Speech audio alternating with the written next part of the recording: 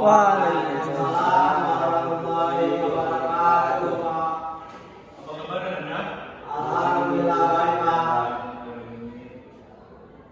Baiklah, sebelum Bapak mulai pembelajaran, coba kita minta kepada kalian semua coba diperhatikan kursinya kayak apa sabar dulu tempatnya. Sudah ada? Sudah Pak. Baiklah, Bapak akan mengabsen nanya semua ya. Oke Pak. Ambil apa? Ada Pak. Restu. Ada Pak. Siapa yang tidak hadir Anda? Asep. Asep Pak. Isi ya Pak. Sudah. Sebelum mulai pembelajaran, Bapak minta kepada ketua kelas mengambil silakan dibacakan mereka. Sebelum kita mulai pembelajaran, mari kita membaca doa mulai. Bismillahirrahmanirrahim. Amin. Baiklah, sebelum kita memulai pembelajaran, Bapak akan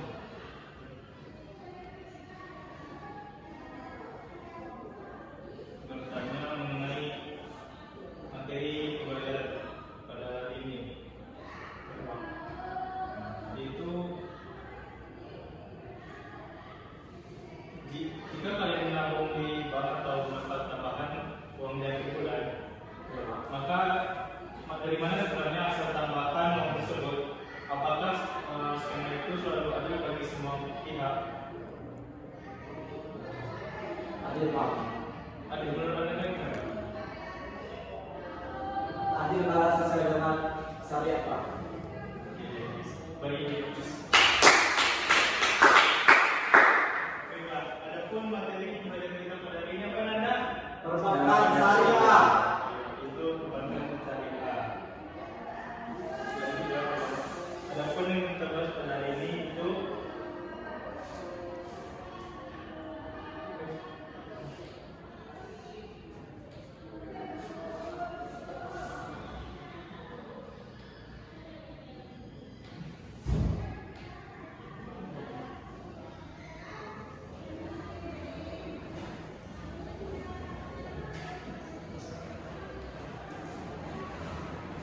Bisa itu. yaitu dari segi pengertian dan landasan hukum. Adapun yang pertama yaitu definisi dasarnya.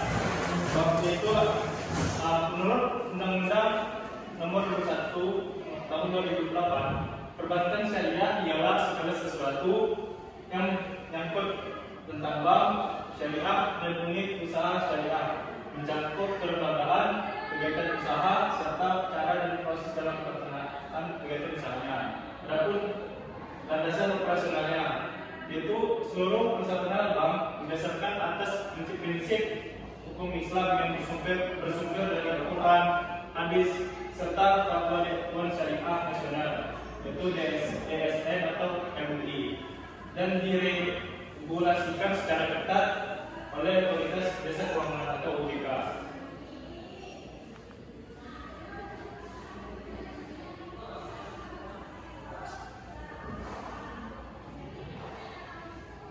Adapun dari segi perbandingan bank syariah dan bank konvensional, adapun tiga sisi yang dibahas itu mengenai perbandingannya untuk bank syariah maupun bank konvensional. Dari yang pertama itu sistem keuntungannya. Dari segi bank syariah itu bagi hasil atau nisbah. Adapun bagi keuntungan dan fee. Tapi dari segi bank konvensional itu bunga atau interest tetap atau fluktuatif. Adapun dari yang kedua, hubungan nasabah, yaitu terjalinnya kemitraan itu adanya antara penjual dan pembeli, investor dan pengelola. Dari segi bank konvensional itu adanya debitur atau peminjam dan kreditur atau pemberi pinjaman. Yang ketiga, pengawasan usaha, itu diawasi oleh OJK, Otoritas Jasa Keuangan dan Dewan Pengawas Syariah atau DPS. Dari segi bank konvensional hanya diawasi oleh pihak OJK dan Bank Indonesia. Adapun yang keempat, objek pembiayaan. Dari segi bank syariah hanya sektor produktif halal, yaitu non-ribawi. Dari segi bank konvensional yaitu bebas asalkan legal secara hukum negara. Adapun poin selanjutnya itu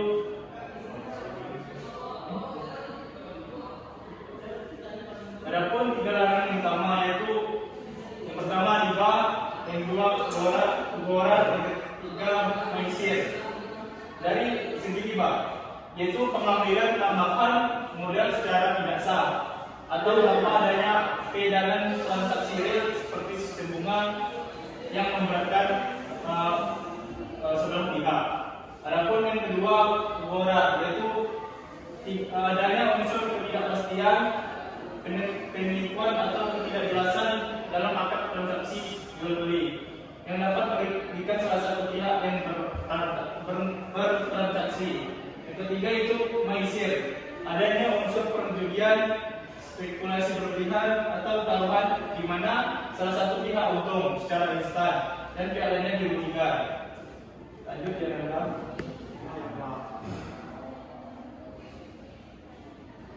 Adapun nilai dan prinsip utamanya, ada tiga nilai dan prinsip utama dalam perbankan syariah, yaitu yang pertama prinsip keadilan, ialah menjunjung tinggi kesetaraan hak dan pembagian risiko secara adil sesuai porsinya masing-masing. Yang kedua kemitraan atau ta'awun, yaitu adanya hubungan bisnis yang didasari prinsip tolong menolong dalam kebaikan guna kemaslahatan umat.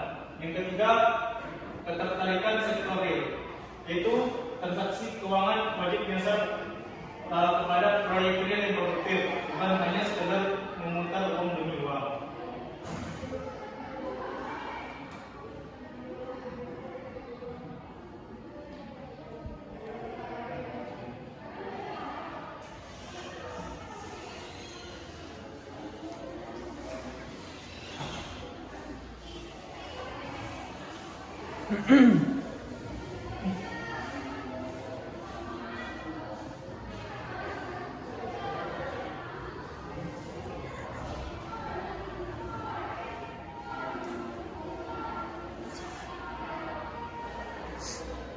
Tadi adalah itu pada selanjutnya itu produk penghimpunan dana atau yang digunakan dengan funding, yaitu terbagi dari dua sisi. Yang pertama dari akad wadiah yaitu titipan.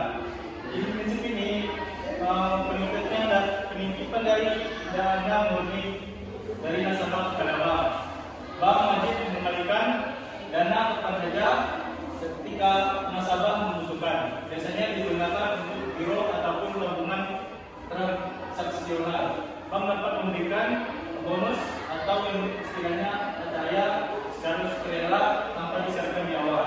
Yaitu sisi kedua akan mudharabah, itu bagi hasil. Adanya kerjasama antara nasabah, pemilik dana atau yang istilahnya sahibul mal dan bank secara pengelola, itu mudharib. Dana dapat diinvestasikan pada sektor produktif. Keuntungannya dibagi berdasarkan kesepakatan rasio keuntungan atau nisbah. Contoh keuntungannya itu deposito syariah. Selanjutnya itu selanjutnya yaitu pembiayaan jual beli atau murabaah.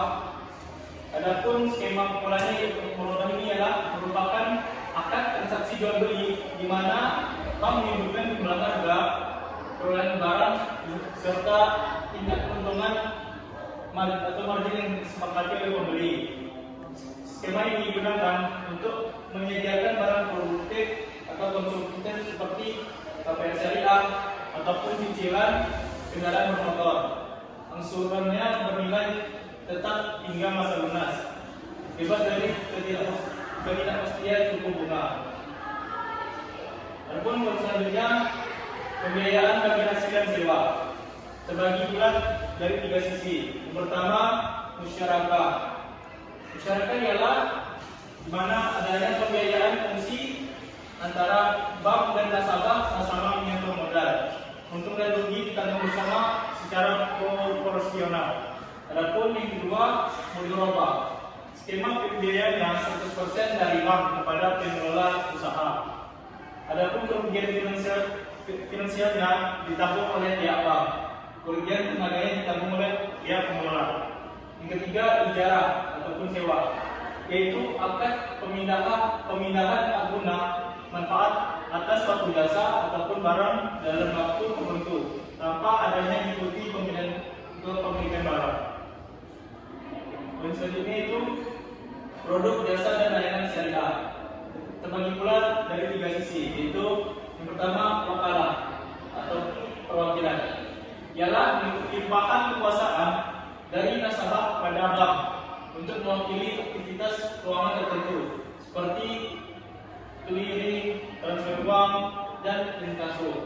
Yang kedua, kafalah ataupun penjaminan, yaitu jaminan yang tertulis untuk diterbitkan bank sebagai menjamin pemenuhan kewajiban nasabah kepada pihak ketiga.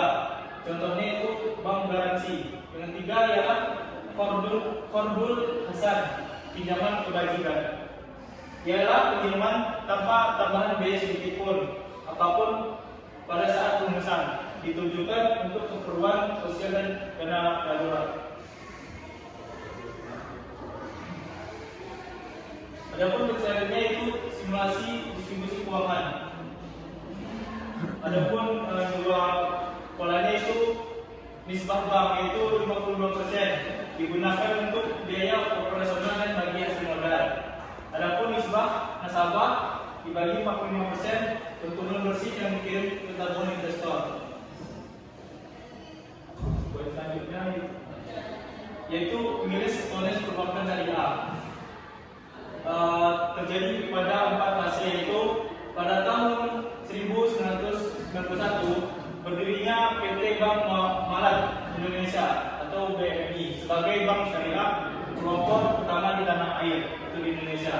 Yang kedua terjadi pada tahun 1998, itu tercantum pada Undang-Undang Nomor 10 tahun 1998 mengizinkan perbankan konvensional membuka unit usaha syariah. Yang ketiga terjadi pada tahun 2008, itu adanya lahirnya Undang-Undang Nomor 21 tahun 2008 tentang perbankan syariah yang memperkuat regulasi mandiri. Adapun yang keempat terjadi pada tahun 2021, adanya merger 3 bank syariah BUMN menjadi Bank Syariah Indonesia, yaitu dikenal sekarang BSI, yang memperkuat pasar global. Baiklah, dari penjelasan Bapak tadi, ada yang tidak dipahami atau yang ditanyakan? Oh, berarti Pak, Ya, dengan adanya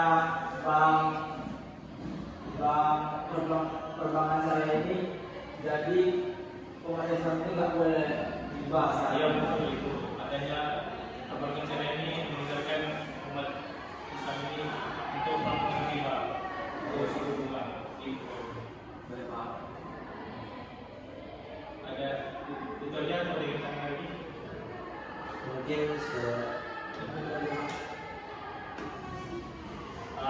Baiklah, dari penjelasan Bapak tadi, Bapak minta untuk pertemuan selanjutnya untuk membuat tugas ya, berupa peta konsep mengenai materi kita itu perbankan syariah dikumpulkan pada pertemuan selanjutnya. ya Pak. Baiklah. Baiklah. Bapak Subadi, silakan ketua kelas tutup pembelajaran. Langsung saya pembelajaran kita pada pagi hari ini. Marilah kita mengucapkan alhamdulillah yang Alhamdulillah. Bapak dulu ya. Ya.